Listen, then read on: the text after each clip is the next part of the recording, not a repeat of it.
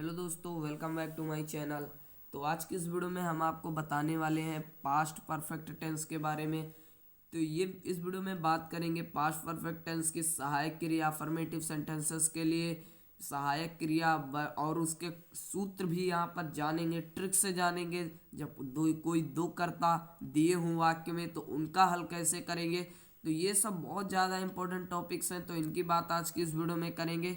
तो यहाँ पर ये पास्ट परफेक्ट टेंस है। ये इसमें ऐसे वाक्य आते हैं जिनमें दो सब्जेक्ट दिए होते हैं और इन दो सब्जेक्टों को हल करना इतना आसान नहीं है, क्योंकि इनमें काफ़ी ज़्यादा स्टूडेंट्स फंस जाते हैं। इसे हल तो करें कैसे।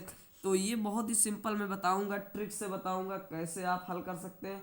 तो इसके लिए सबसे पहले हमें क्या करना होगा, यहाँ पर पास्ट परफेक्ट टेंस है, इसकी सहायक क्रिया के और मुख्य क्रिया के फॉर्म में जान लेना होगा। तो चलिए देखते हैं। तो दोस्तों यहाँ पर इसकी सहायक क्रिया हमारी होगी हैड। जैसे हमारा प्रेजेंट परफेक्ट टेंस में देखते थे तो हैज़ और हैव का प्रयोग करते थे, लेकिन यहाँ पर अब एक ही सहायक क्रिया एकवचन और बहुवचन दोनों के साथ प्रयोग की जाएगी और वो है हैड। अब यहाँ पर वर्ब की थर्ड फॉर्म वहाँ पर भी लगती थी, यहाँ पर भी लगेगी। अब इसका चले देख लेते हैं फॉर्मूला, इसे किस क्रम में रखेंगे। सबसे पहले अगर जब हमें वाक्य में कहीं पर पहले दिया होगा, जैसे वह सूर्य निकलने से पहले यहाँ पहुँच चुका होगा, माता जी खाना खाने से पहले ये काम कर चुकी होंगी, तो इस प्रकार के जहाँ पर पहले कंजक्शन का प्रयोग किया गया वहाँ पर इसका प्रयोग करेंगे।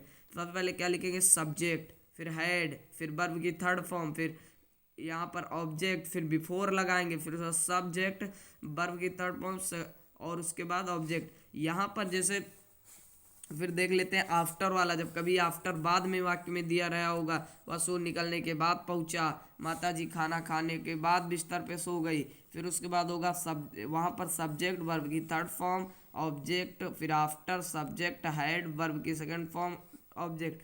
ये थोड़ा कठिन होगा, तो इससे आसान तरीका मैं भी आपको बताता हूँ एक वाक्य हल करके। तो ये तो हमारा उसी सिंपल का होगा, विद्यार्थी जा चुके होंगे तो स्टूडेंट साइज गान, ये तो हमारा सिंपल वाला। लेकिन जब मैंने जो बताया दो कर्ता जहाँ पर दिए होंगे, जैसे यहाँ पर सूर्य निकलने से पहले हम दिल्ली पहुँच गए थे, तो यहाँ पर एक सूर्य निकलने की बात की जा रही है, एक हमारे दिल्ली पहुँचने की, दो क्लासेस की यहाँ पर बात की जा रही है। तो हमें क्या यहाँ पर हमेशा ध्यान रखेंगे, चाहे वाक्य में पहले हो या बाद हो, यहाँ पर पहले बाद कुछ भी सोच, तो इस जो हमारा इसके बाद वाला ये वाला पोर्शन होगा, इस वाले का अनुवाद हम पहले करेंगे। लेकिन एक बात का ख्याल रखेंगे, इसमें हमारा दो टेंस का प्रयोग होगा, एक तो हमारा होगा पास्ट परफेक्ट टेंस का और एक होगा हमारा present indefinite sorry past indefinite tense का। तो यहाँ पर जो अगर वाक्य में कहीं पर पहले दिया गया होगा पहले, तो हम ये वाला इस वाले वाक्य का अनुवाद करते समय पहले सबसे आगे की ओर हैड का प्रयोग करेंगे, मतलब पास्ट परफेक्ट टेंस का नियम लगाएंगे।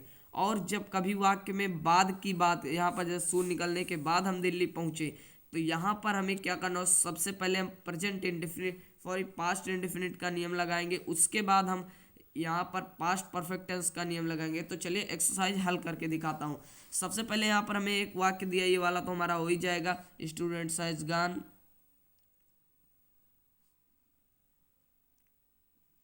स्टूडेंट साइड गान, ये तो हमारा सिंपल ही है। लेकिन अब यहाँ पर ये जब, तो मैंने बताया कि इस जो यहाँ पर हमारी दो क्लास होंगी, एक होगी प्रिंसिपल क्लास, एक होगी कोऑर्डिनेट। तो ये वाली जो हमारी क्लास है कोऑर्डिनेट क्लास, तो इसका अनुवाद पहले करेंगे। तो पहले यहाँ पर मैंने बताया इसी पोर्शन का अनुवाद पहले करेंगे। तो हम दिल्ली पहुँच गए थे, यहाँ पर वाक्य में पहले है, तो पास्ट परफेक्ट टेंस का नियम पहले लगाएंगे। तो हम की अंग्रेजी वी। फिर जब पास्ट परफेक्ट की सहायक क्रिया क्या होती है, जैसे यहाँ पर फॉर्मूले में ही देख ले, तो उसके बाद हैड लगेगा, फिर थर्ड फॉर्म लगेगी, तो यहाँ पर बी हैड। अब यहाँ पर है हमारा हम दिल्ली पहुँच गए थे, reached, we has reached, reached मतलब पहुँचना, वी हैज रीच्ड, पहले की अंग्रेजी फिर लिख देंगे बिफोर। चाहे कर्ता सेम हो या कर्ता अलग अलग, हम दोनों की अंग्रेजी लिखेंगे। तो इसके बाद अब बिफोर हो गया, तो अब इस वाले पोर्शन का हमारा अनुवाद करना बाकी है। तो इस वाले पोर्शन का अनुवाद करेंगे, तो यहाँ पर लगाएंगे पास्ट इंडेफिनिट का नियम। तो यहाँ पर बिफोर द सन, और पास्ट इंडेफिनिट में हमारा नियम क्या होता है मैंने आपको बताया भी है, पास्ट इंडेफिनिट में अगर निगेटिव बात कही जा रही है डिड नॉट और वर्ब की फर्स्ट फॉर्म का प्रयोग करेंगे, लेकिन अगर निगेटिव बात नहीं की जा रही है तो वहां पर वर्ब की सेकंड फॉर्म लगाएंगे। तो द सन यहाँ पर निकलने की बात, तो राइज रोज रिजन, तो यहाँ पर हो जाएगा बिफोर द सन रोज। तो ये हमारा यहाँ पर हो गया। अब चलिए अगला वाक्य देखते हैं। हमारा अगला वाक्य स्कूल जाने से पहले तुमने काम किया था, तो उसी प्रकार है। तो इसका अनुवाद क्या होगा, सबसे पहले इस वाले पोर्शन का अनुवाद करेंगे। तो यू हैड डन, यू के साथ उसकी ऑब्जेक्टिव केस लगाएंगे your, you done your work. अब यहां पर पहले की अंग्रेजी लगा देंगे बिफोर। अब इस वाले पोर्शन का अनुवाद करेंगे तो पास्ट इंडेफिनिट का नियम लगाएंगे बिफोर।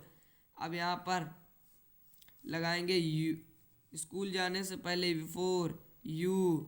अब यहाँ पर स्कूल जाने की बात करें तो यू वेंट, सेकंड फॉर्म लगाएंगे यू वेंट टू स्कूल। और ये वाला भी हमारा वाक्य हो गया। अब चलिए एक बाद वाले वाक्य की बात करते हैं। अब यहाँ पर हमारा कर्ता में अब यहाँ पर बाद कंजक्शन लगा हुआ है, तो यहाँ पर अब क्या करेंगे, इस वाले पोर्शन का अनुवाद तो पहले ही करेंगे, चाहे पहले हो चाहे बाद। लेकिन अब ध्यान देंगे, अब नियम उल्टा हो जाएगा। अब इसमें जब कभी बाद दिया गया होगा तो पास्ट परफेक्ट टेंस बाद में लगाएंगे और प्रेजेंट इंडेफिनिट टेंस पहले लगाएंगे। तो इसका एक वाक्य हल कर लेते हैं। यहाँ पर है पहले डाकू भाग गया था, तो इसी का सबसे पहले अनुवाद करेंगे। तो द रॉबर, रॉब मतलब छीनना और रॉबर मतलब छीनने वाला था डाकू। डाकू भाग गया था, द रॉबर। फिर उसके बाद यहाँ पर लगाएंगे present indefinite for past indefinite का नियम। तो पास्ट इंडेफिनिट का नियम भागना की अंग्रेजी गो या चला गया था गो, तो यहाँ पर हो जाएगा वेंट। बाद की अंग्रेजी आफ्टर। पुलिस के आने के बाद, तो यहाँ पर अब लगाएंगे इस वाले में पास्ट परफेक्ट का नियम। तो बिफोर द पुलिस हैड, यहाँ पर हैड। फिर उसके बाद आना की अंग्रेजी कम केम कम, तो कम ही हो जाएगा यहाँ पर। तो यहाँ पर इस प्रकार का वाक्य ये हल करते हैं, और ये दो प्रकार के वाक्य हमारे इसमें आते हैं। बाकी नेगेटिव और इंट्रोगेटिव सेंटेंसेस की बात हम अगले वीडियो में करेंगे। तो फिलहाल इस वीडियो में इतना ही। उम्मीद करता हूँ वीडियो पसंद आया होगा, पास्ट परफेक्ट टेंस अच्छे से समझ गए होंगे। तो यहाँ पर जो ट्रिक बताया, अगर पहले है तो पास्ट परफेक्ट टेंस का नियम पहले लगाएंगे, अगर बाद में है तो पास्ट परफेक्ट टेंस का नियम बाद में लगाएंगे। और ध्यान रखेंगे कि इसमें पास्ट परफेक्ट और पास्ट इंडेफिनिट टेंस का ही यूज होता है। तो ये वीडियो अच्छे से समझ गए पास्ट परफेक्ट टेंस। तो उम्मीद करता हूँ वीडियो पसंद आया होगा। तो वीडियो को लाइक कर देना, चैनल को सब्सक्राइब कर देना, और कमेंट बॉक्स में बताना वीडियो कैसा था। चैनल को सब्सक्राइब करके बेल आइकन भी प्रेस कर देना, ताकि ऐसे ही नई वीडियो की अपडेट्स आप तक तुरंत पहुँचे बिल्कुल मुफ्त। चलिए मिलते हैं अगले वीडियो में, तब तक के लिए बाय बाय।